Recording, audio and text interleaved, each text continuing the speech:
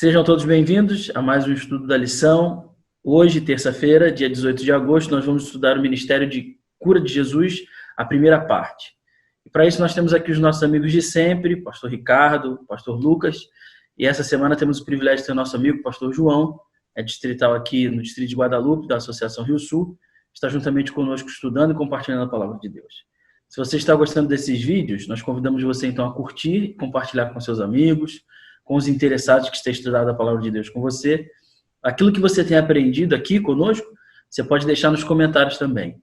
E se você ainda não é inscrito nessa classe, nós gostaríamos de convidar você a ser inscrito nesse canal para que você possa receber as notificações e nunca perder nenhum estudo. Nesse momento, nós queremos convidar você, então, a pegar a sua Bíblia, a sua lição, sentar-se onde você estiver, estudar conosco.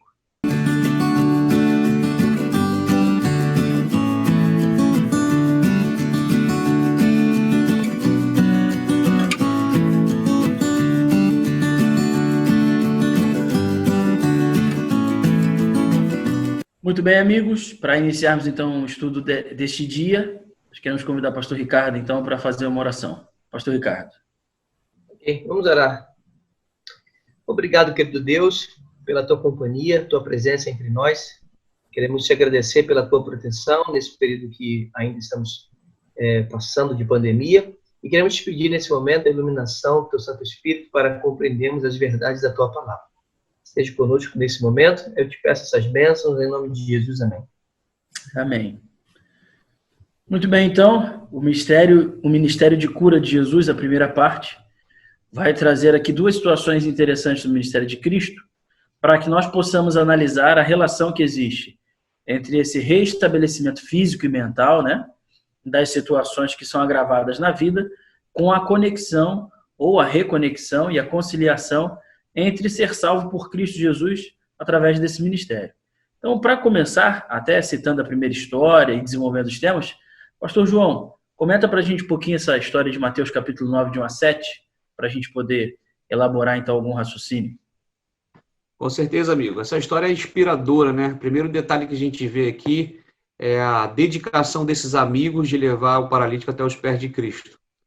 A gente vê e percebe aqui que é destacado pelo próprio Cristo, que Jesus viu a fé deles, dos amigos, ao ponto de crer que ele poderia ter o amigo restaurado ao levar a Cristo.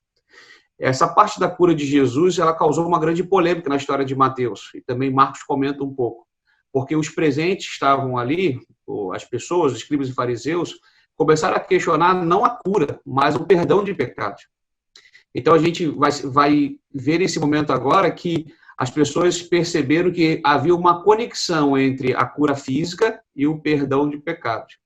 Fazendo uma equação, a gente pode até chegar a dizer que cura mais perdão é igual salvação. Esse era o fato que Jesus ele sempre destacava.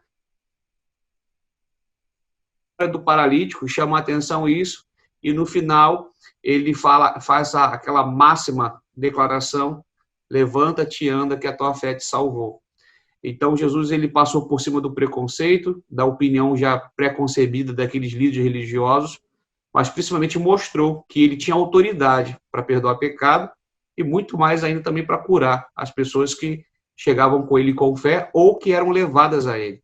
Então, a primeira aplicação dessa lição, nós que hoje representamos esses amigos, temos que orar pela cura física dos nossos amigos, mas principalmente levá-los aos pés de Cristo, para que Cristo possa efetuar a cura física, mas também a cura espiritual.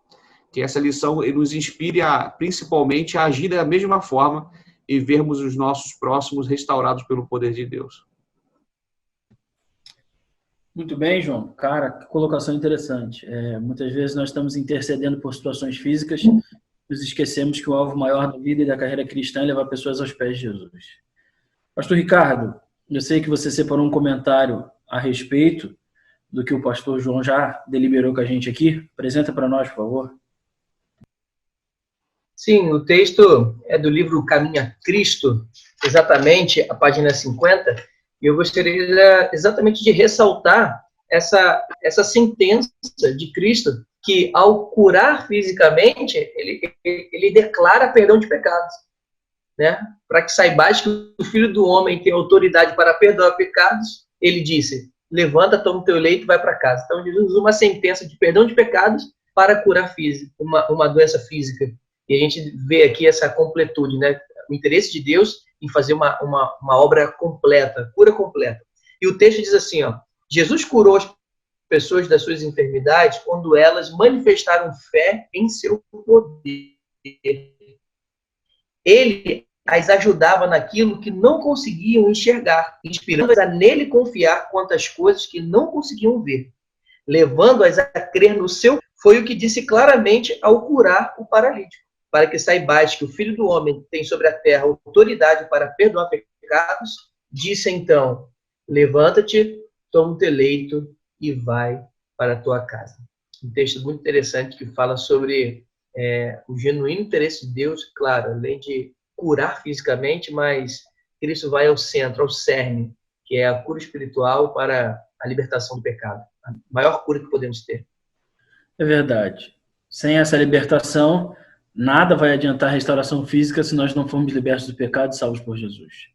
A segunda situação, então, apresentada pela lição é a história da mulher do fluxo de sangue. Pastor Lucas, quais lições podemos aprender e como aplicá-las em nossa vida? Muito bem, a história da mulher que tinha um fluxo de sangue é uma história muito interessante para nós, está relatada em Marcos, capítulo 5, e vai contar ali a história de uma mulher que já sofria 12 anos de um mal, uma hemorragia, e ela não sabia como curar. E o texto é claro em dizer que ela havia procurado a cura em vários lugares e não havia conseguido. Então, numa atitude de fé, ela decide encontrar-se com Cristo, e no meio da multidão, ela se estica ali, consegue tocar as vestes de Cristo, e aí ela obtém a cura. E o texto é bem claro em dizer que naquele momento Cristo repara e percebe que dele ia sair o poder. Alguém fora curado naquele momento. E a grande preocupação de Cristo foi exatamente a que os nossos amigos falaram agora. A preocupação dele não era apenas com a cura física, mas também com a cura espiritual. E é por isso que Cristo para e ele quer conhecer quem foi curado. Ele pergunta, então, aos discípulos, alguém me tocou, quem foi essa pessoa? E vem aquela famosa afirmação, né? Senhor, a gente está no meio de uma multidão. Como assim, quem te tocou? E aí, depois, aquela mulher, então, se revela e fala, Senhor, foi eu. Eu estava há 12 anos procurando a cura, procurando a restauração, e naquele momento, Cristo, ele restaura não só o físico daquela mulher, mas também o emocional e o espiritual. Até porque a gente sabe que naquele período, algumas doenças que não tinham cura eram consideradas como um juízo de Deus, um castigo de Deus. As pessoas tinham essa noção. Tanto a lepra, como a cegueira, paralisia, qualquer outra doença incurável era vista como uma maldição de Deus. E aquela mulher, então, talvez estivesse pensando que Deus estivesse castigando ela por algum feito, né? E agora Cristo dá a ela a certeza de que ela está salva. Cristo fala, a tua fé não te curou, ele diz, a tua fé te salvou. Ele restaura agora aquela mulher a condição de filha. Ela não é mais uma mulher anônima, mas é filha de Deus, filha de Cristo. Então ela está agora reconectada aos céus. E talvez essa tenha sido a maior preocupação de Cristo mesmo, a oferecer aquela cura e aquele diálogo com aquela mulher. Que nós tenhamos também essa mesma certeza, esse mesmo desejo de não apenas aliviar o sofrimento humano, mas que nós também tenhamos o desejo de restaurá-los a condição de filhos e filhas de Deus. Então, nós podemos considerar algumas coisas importantes, né? A primeira delas, para Cristo, a cura em si nunca trabalha de maneira isolada, como nós vemos muitos discursos hoje em dia. Pessoas querem ser curadas ou pessoas dizem ter o poder de cura, mas de maneira totalmente separadas ao quesito principal, que é a salvação do ser humano. Nós devemos entender que quando Cristo curava, na verdade ele estava libertando do pecado para restaurar a pessoa, a sua condição física, mas também lhe oferecendo o caminho da salvação. Vale lembrar também que todas as pessoas curadas por Jesus voltaram a morrer. A cura operada por Cristo não deu a elas o poder de sobrevida ou o poder da vida eterna. Apenas o que dá isso ao homem é um relacionamento íntimo com Jesus, para que quando ele voltar ele possa nos convidar, possa nos chamar para estarmos juntamente com ele para sempre. Vale ressaltar também que, como igreja, precisamos de maneira prática apresentar para as pessoas um estilo de vida onde nós possamos ter princípios que serão ali norteadores para a nossa saúde, práticas de maneira a conduzir essa saúde e todas elas indicando o caminho que é Cristo Jesus. Em nossa igreja também temos tido muitos milagres de cura. Nós podemos contar para as pessoas que o Deus poderoso ainda atua entre nós, mas nunca de maneira separada, apenas dizendo que Cristo cura para salvar. Que você tenha um bom dia na companhia de Jesus. Fique aí para estudar conosco a lição de quarta-feira.